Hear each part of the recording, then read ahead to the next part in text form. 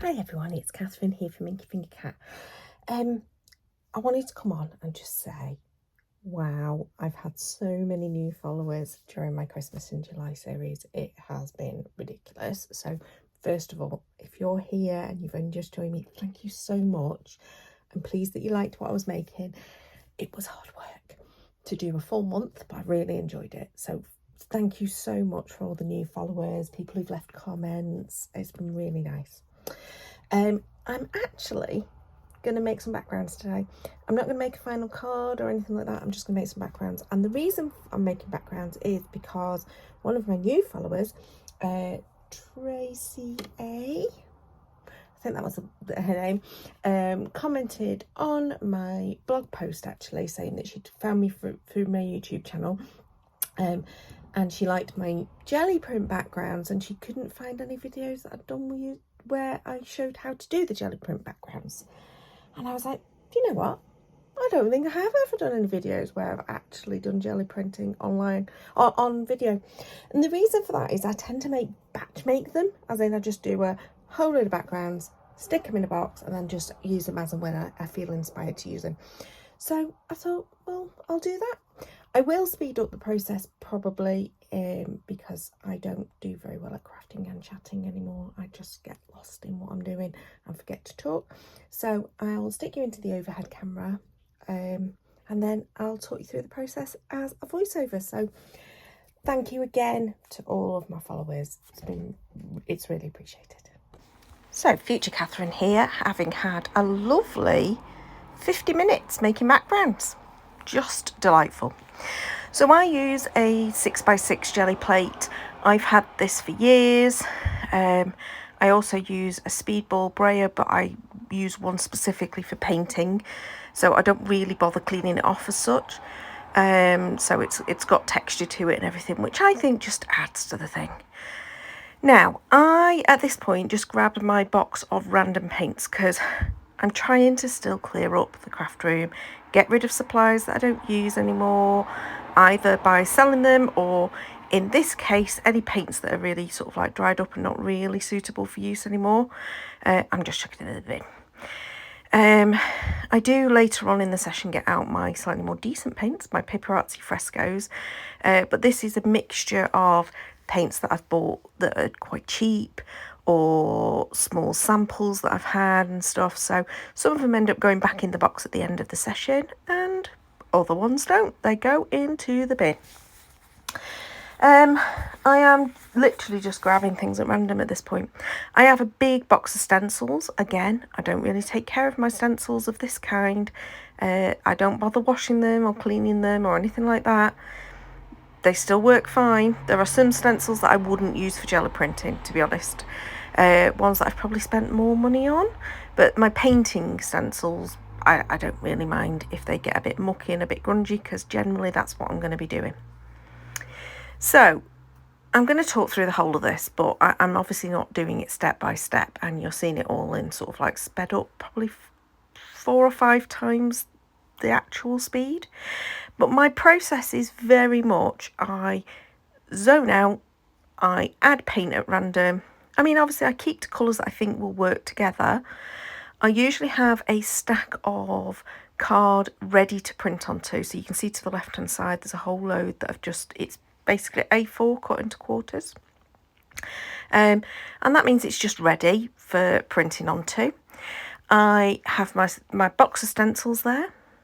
I have loads of scrap paper, so that paper that's off to the right hand side that you keep seeing me wipe my brayer off on, that's just, I mean, happens to be paper that's come out of a sketchbook, but it's quite thin, it's like copier paper, it's nothing fancy, and I tend to then build up painty mess on the right hand side by wiping off my brayer, by using that paper to pull some paint off through the stencil, like now.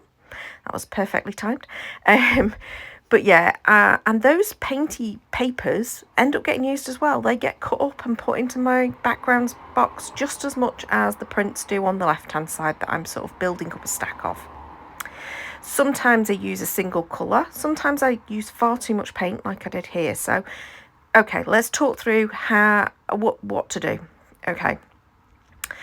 If you just want a pretty painty background, just use paint. Straight onto your jelly plate, do a thin layer. You don't want to put much on, you just want a thin layer, okay? Then you can start, that would start with your coloured background.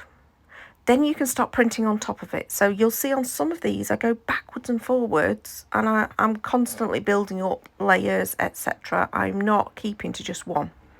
Some of them, like this one, I've sort of added paint through a stencil, and then I've let it dry a little bit. It is a very warm day, the day I film this, so actually everything dried really quickly. And that's another thing with the jelly print, you really don't need much paint, and as a result it's quite a thin layer and it dries quite quickly. But yeah, so I then let things dry a little bit, then I go over them with another very thin layer of paint, and that will then give you several layers in one pull. That black one did not work out very well, but it'll still be used. It'll be still something I can use. I'll probably just go over and stencil over it with some white paint through a stencil, and it'll come up nice. It'll be lovely. So I am just grabbing things at random, and I think this is why I probably never film these kinds of processes, because I'm just playing. And some of them will look a right old mess at the end of it. Like that leaf one looks bleh. That blue one with a grey stripe down the middle, that looks bleh. It doesn't look great, but I'll find a way of using them. And even if what I end up doing is almost entirely covering it at the end, doesn't matter. It's just a background. And the important thing for me for crafting, and the reason I craft, is to clear my head. And during the point of doing this, I am not thinking. I am just playing. I'm just putting colour down and enjoying myself.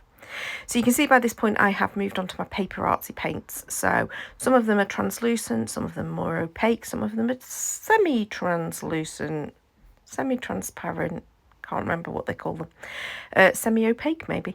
But yeah, I love my paper artsy paints, but these are more expensive paints. And as I say, I started with the ones that I would just wanted to check whether they were usable or not, and whether it was time to chuck. And for some of them, it was.